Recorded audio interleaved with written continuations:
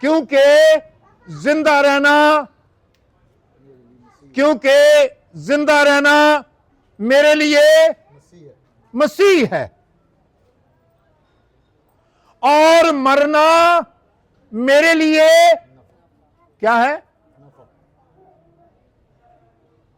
आप मेरे साथ रहें ताकि कलाम की बरकत जो है वो आपकी जिंदगी में मुंतकिल हो। अगर हम चाहते हैं कलाम को लेना, क्योंकि रूहानी जिंदगी की तरक्की के लिए अगर कोई चीज है तो वो खुदा का कलाम है। रूहानी तरक्की कलाम के बगैर नहीं होती। रूहानी तरक्की मिशनों के बगैर हो सकती है, लेकिन खुदा के कलाम के बगैर रूहानी तरक्की नामुमकिन है। अगर कोई नहीं पढ़ता, अगर कोई नहीं सीखता, अगर कोई नहीं समझता, अगर कोई नहीं सुनता,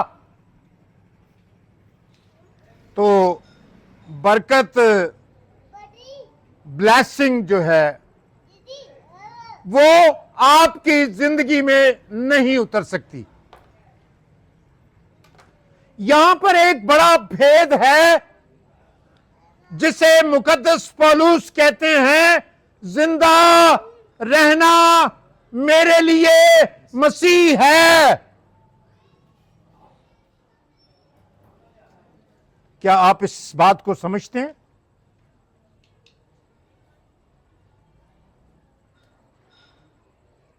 अगर मैं जिंदा हूं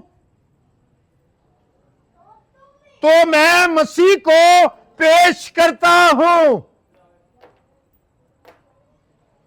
मसीही जो है वो क्या करता है? जब तक वो जिंदा है वो मसीह को पेश करता है।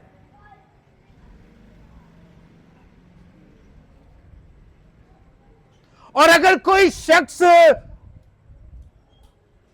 जिंदा है और मसीह को पेश नहीं करता, उसकी जिंदगी से मसीह जाहिर नहीं होता, तो फिर वो किसी को बेशक ना बताए मैं मसीही हूं। जब आप मसीह होंगे यानी मसीह में होंगे तो वो फल जो है वो आपकी जिंदगी में पैदा होगा। और वो फल क्या है? मोहब्बत। वो फल क्या है? इत्मीनान। वो फल क्या है? पाकीज़गी। वो फल क्या है? भाईचारा।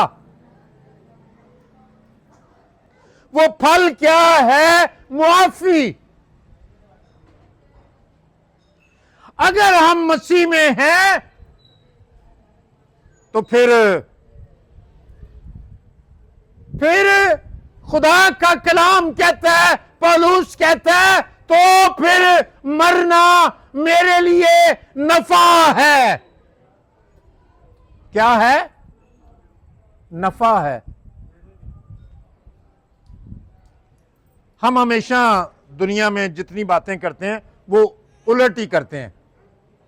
खुदा ने कहा सारे, आदम से कहा सारे दरख्तों का तू फल खा सकता है, एक नहीं खाना। अब सारे उसके पास थे, सारे दरख्तों का फल खाने को, सारे काम करने की उसको इजाजत थी, एक बात मना कर दी। इंसानी फितरत है, वो वही बात जो मना की गई है उसी बात को करने के लिए उसके दिल में ख्वाहिश पैदा होती है, और इब्लीस आता है और वो उसको उकसाता है और वो उससे वो काम करवाता है जो खुदा ने मना किया है, और फिर वो मौत के हवाले हो जाता है। लेकिन जब कोई मसीह में रहता है, जब कोई मसीह में रहता है, तो फिर वो मौत में दाखिल नहीं होता। मौत उसके लिए एक दरवाजे की सी हैसियत रखती है, जिसमें वो दाखिल होता है और फिर वो खुदा के आराम में दाखिल हो जाता है। आपने देखा होगा, यीशु मसीह ने तमसील सुनाई अमीर आदमी की और गरीब आदमी की। अमीर आदमी यहां से जाने के बाद सख्त अजियत की हालत में चला गया।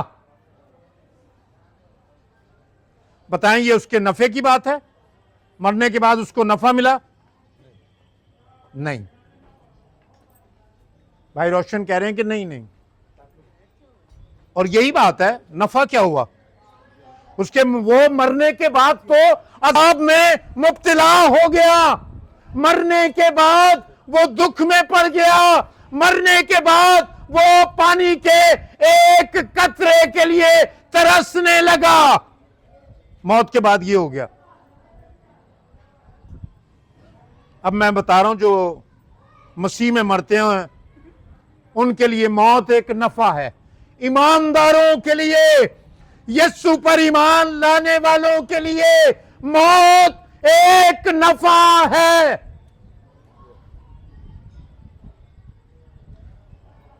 गरीब लाजर अमीर आदमी की मेज से गिरे हुए टुकड़े खाता,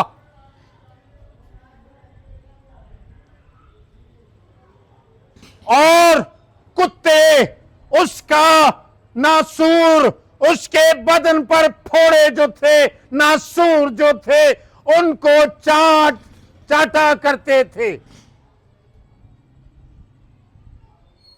सख्त अजियत में था वो। यहां पर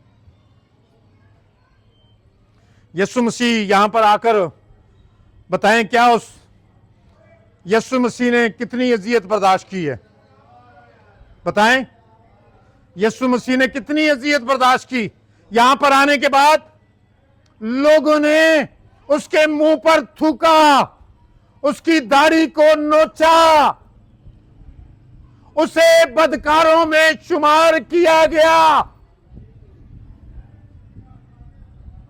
मौत, बल्कि सलीबी मौत उसने गवारा की।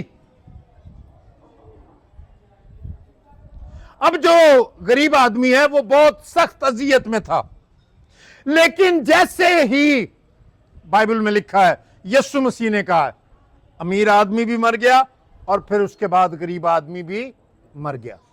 जब गरीब आदमी मर गया तो कलाम ये कहता है कि वो कहां चला गया? बताएं। हां जी, बताएं ना। नहीं, अमीर तो चला गया, गरीब का मैं पूछ रहा हूं, वो कहां चला गया? बाइबल में कैसे लिखा है, क्या अल्फाज हैं?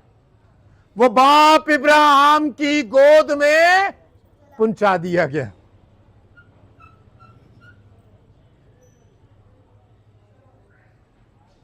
ये वो जगह है जिसको इस्तारन पेश किया गया है, अलामती तौर पर पेश किया गया है। इसका मतलब है अच्छी जगह, इसका मतलब है खुदा से मोहब्बत करने वालों के इनाम की जगह, जहां ना भूख है, ना नंग है, ना रोना है, ना मातम है, ना बीमारी है, और वो खुशहाली में चला गया, खुदावंद के आराम में। अब मुझे ये बताएं, मरना उसके लिए नफे की बात है या दुख की बात है? आप फैसला कीजिए। बोलें, बोलें बेटा कि आप यहां नहीं हैं। अगर आप मुझे बताएं आप यहां नहीं हैं तो फिर मैं खुद ही जवाब दे देता हूं। काफी देर से मैं आपको ये बात बता रहा हूं। तो वो कहां चला गया?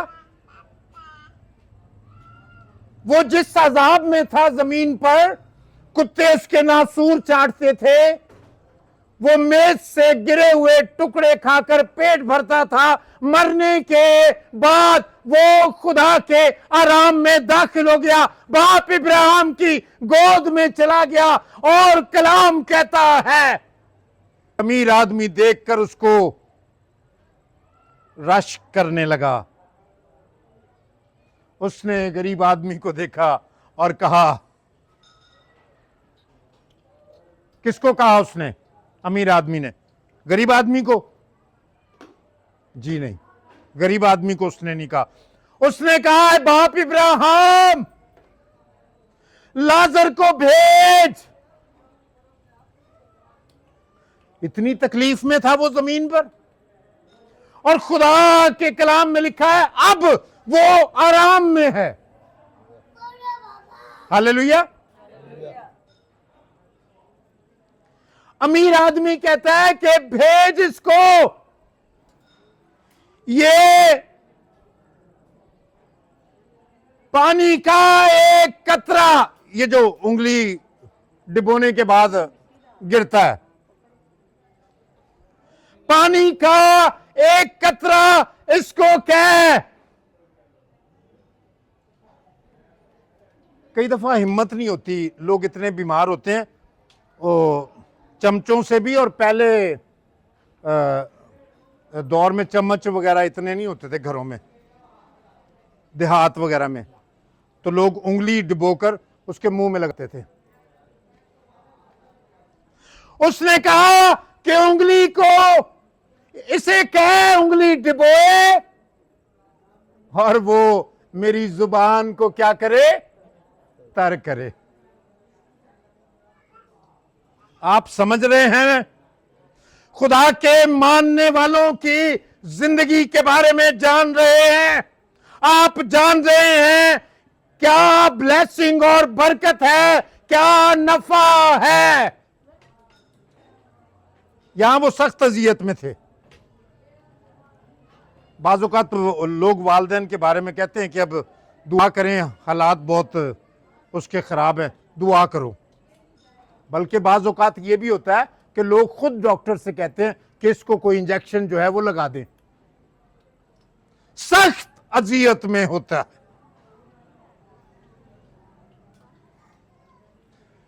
पौलुस कहता है जिंदा रहना मेरे लिए मसीह है, यानी दूसरों के लिए जिंदगी बसर करना है।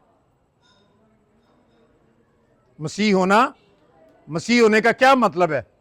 दूसरों के लिए जिंदगी बसर करना। ये जो लाइट देख रहे हैं, ये जो फोन देख रहे हैं, ये जो बिल्डिंगें देख रहे हैं, ये जो जमीन पर आसानियां लोगों के पास मौजूद हैं, सब खुदा ने मसीहों को इस्तेमाल करके सारी दुनिया को बांटी हैं। हालेलुया। जिंदा रहना मेरे लिए मसीह है, और मरना मेरे लिए नफा, क्योंकि मैं इन बीमारियों से, इन तकलीफों से, एक खदशा होता है ईमानदार को। पौलुस ने कहा कि जो कायम है वो ख्याल रखे गिर ना पड़े। जो अभी गिरे नहीं है ना, जो अभी गिरे नहीं है, और गिरे हुओं पर उंगलियां उठाते हैं, बातें करते हैं। पौलुस कहता है जो कायम है वो ख्याल करे कहीं गिर ना पड़े। ये जगह वो है, ये जमीन ऐसी जगह है जहां पर इब्लीस का जोर है। उसने यीशु से कहा अगर तू मुझे सजदा करे ये सारा तुझे दे दूंगा। उसका बड़ा इख्तियार है जमीन पर। पूरी आप गली देख रहे हैं, आपको चंद लोग नजर आएंगे जो दूसरों का दर्द रखने वाले हैं, दूसरों की तकलीफ रखने वाले हैं, जो दूसरों की भूख नंग का ख्याल रखने वाले हैं। हां, ऐसे आपको सारी गली में मिल जाएंगे जो अपना ख्याल रखने वाले हैं, उम्र के किसी हिस्से में भी हों। लेकिन अगर हम चाहते हैं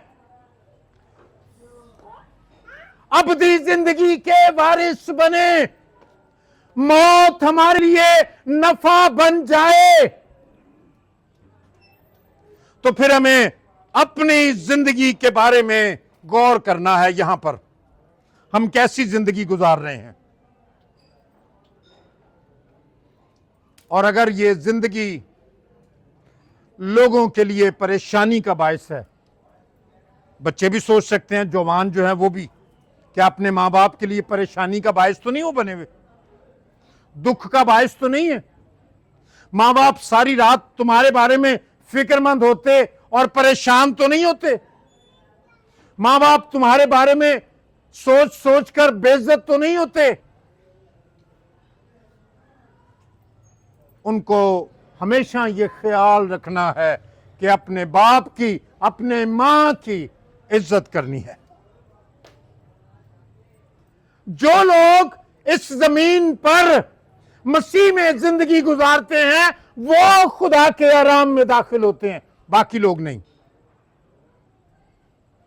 जो मसीह में जिंदगी गुजारते हैं, जिनका ईमान है और जिनका अमल है मसीह की मानिद। पौलुस कहता है तुम मेरी मानिद बनो क्योंकि मैं मसीह की मानिद बनता जाता हूं। बनना सबने मसीह की मानिद है।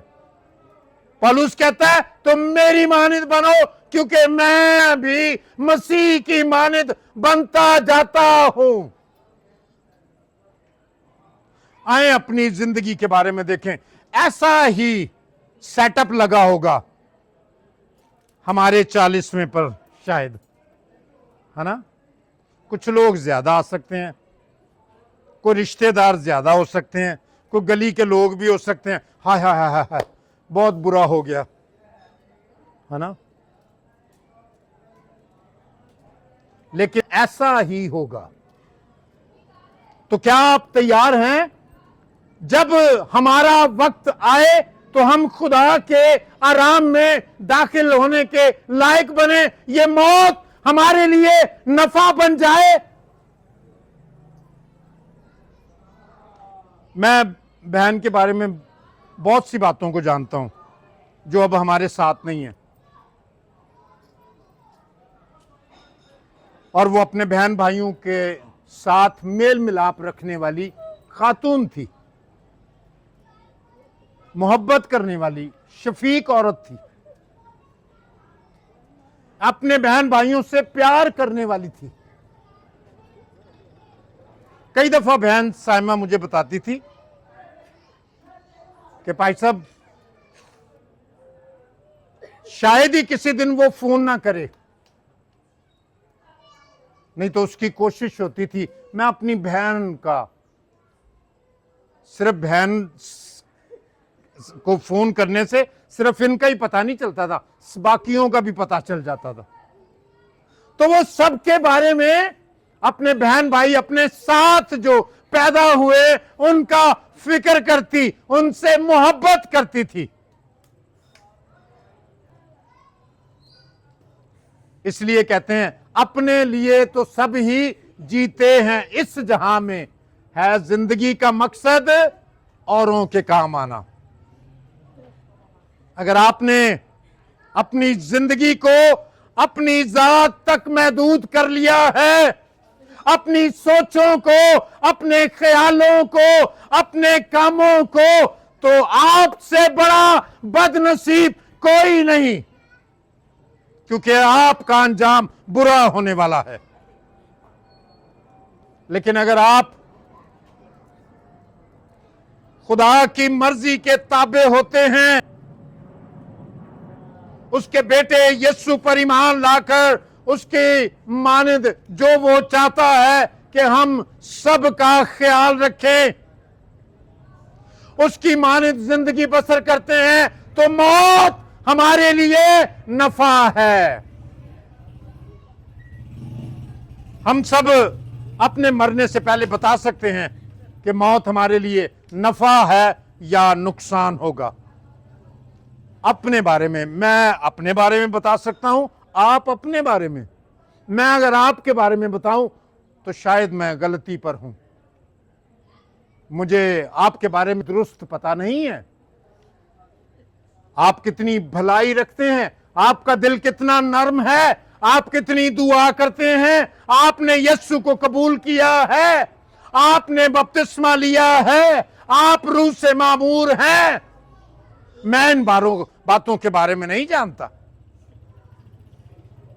लेकिन आप जानते हैं आप कितने वफादार हैं। आप अपने खुदा को पेश करने के लिए लोगों के साथ भलाई से पेश आते हैं या नहीं। अगर आप किसी को माफ करने वाले नहीं तो आपकी माफी नहीं होगी। आप किसी को प्यार करने वाले नहीं तो खुदा की मोहब्बत आपके लिए नहीं है।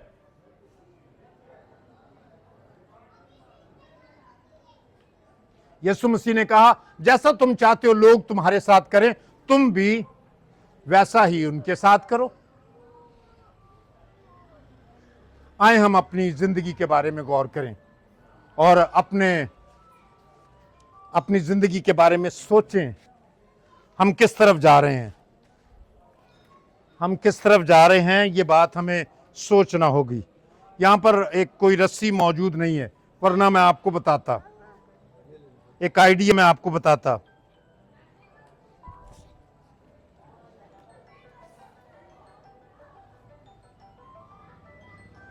ये आपकी जमीनी जिंदगी है,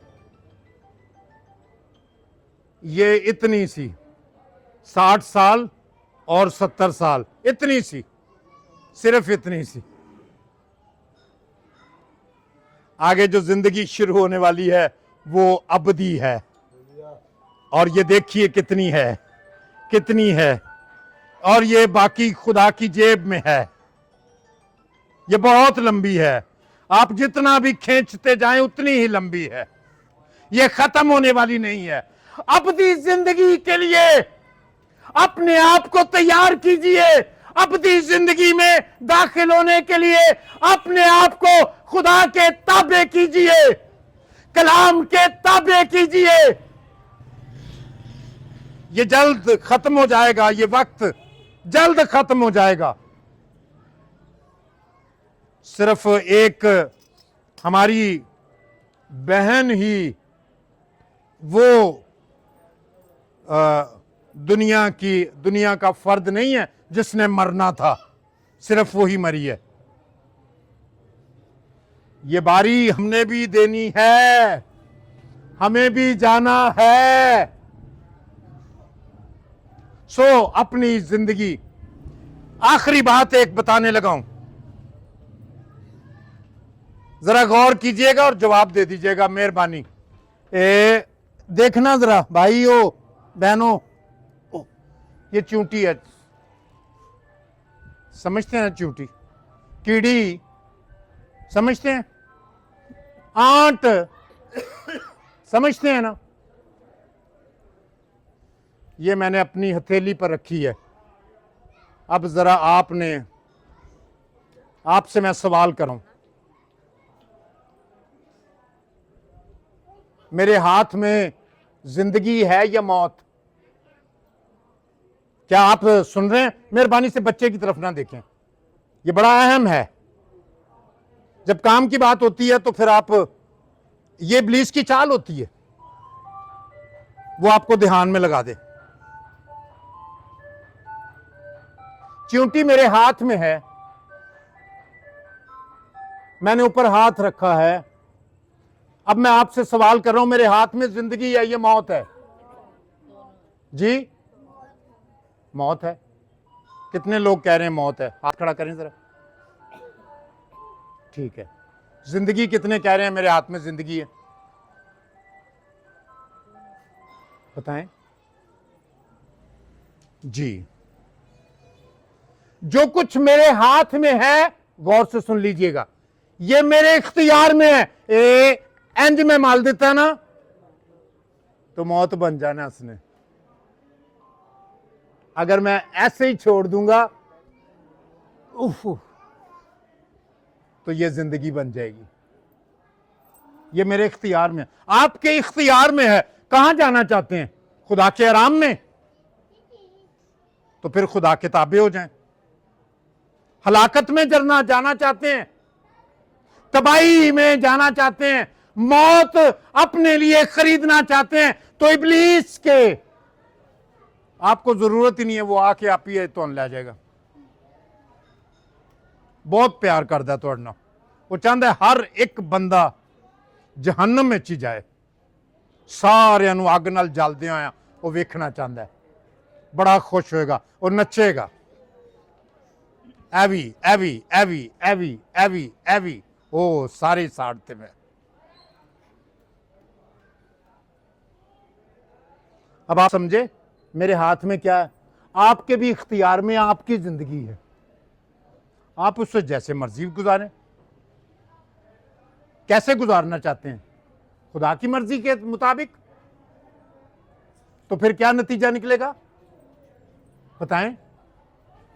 अबदी जिंदगी। आपके घर वाले शायद बहुत परेशान होंगे, जवाब नहीं देंगे जदों भी गल करने हैं। जो भी रिश्ता जिहदे नाल है, अगर कोई किसी की कोई बेटी है, मेरी बेटी बोलती नहीं है ना, तुहाडे घर दे मैनूं लगदा इंज ही कहंदे होणे। या अगर कोई किसी की बेगम है, मेरी बेगम बोलती नहीं है ना। अगर कोई किसी की मां लगती है, मेरी मां बोलती नहीं है ना ना ना ना, इंज दी कोई नहीं जे गल। ये सिर्फ इबादत दे वेले कुछ नहीं जे करते, बाकी सब कुछ ही करते जे। तो आपके हाथ में क्या है? आपके जो हाथ में है वो आपके इख्तियार में है। आप गुनाह कर लें और अपनी जिंदगी तबाह कर लें, आप यीशु को कबूल कर लें, आप अबदी जिंदगी के वारिस हो जाएं। आमीन। खुदावंद आप सबको बरकत दे।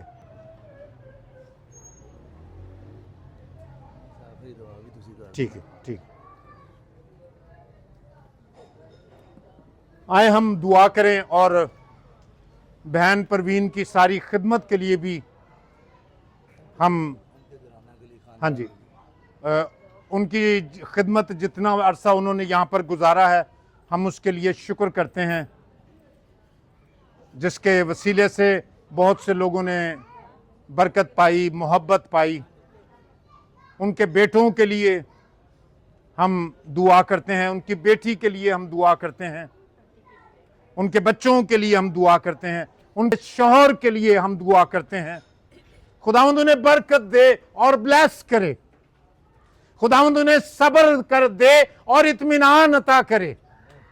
खुदावंद उन्हें अपनी जिंदगी के दिन गिनना सिखाए और खुदावंद ये उम्मीद उनकी जिंदगी में सदा कायम रखे कि जब यीशु मसीह आएगा, जब नरसिंगा फूंका जाएगा और वो बादलों पर आएगा,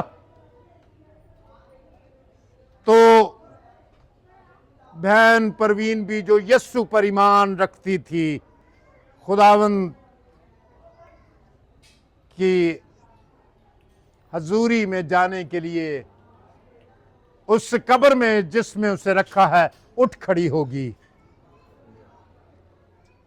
और वो अपने और हमारे खुदावंद को वेलकम करेगी। ऐ पाक और जलाली और अबदी और अजीम खुदा, हम तेरी शुक्रगुजारी करते हैं। तू हमारा खुदा है, हमारा बाप है, हमारा रखवाला है, हमारी जान का लंगर है, हमारे छुपने की जगह है, हमारा मजबूत किला है, हमारी चट्टान है, हमारे निजात का सींग है। हम तेरी शुक्रगुजारी करते हैं। तू ही हमारा बचाने वाला है और हमारी जिंदगी में नेकी और भलाई करने के लिए अपने रूह से तू ही मामूर करने वाला है।